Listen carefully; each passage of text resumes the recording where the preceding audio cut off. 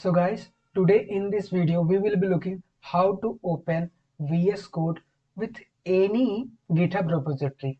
So simply you can come over here, your GitHub account, and pick any repository, any random repository, whatever you want.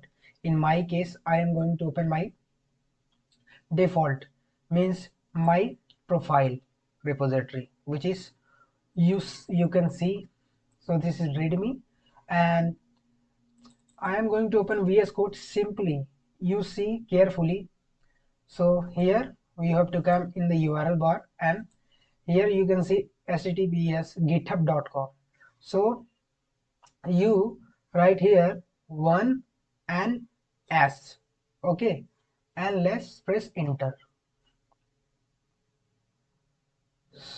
Boom. So this is the magic.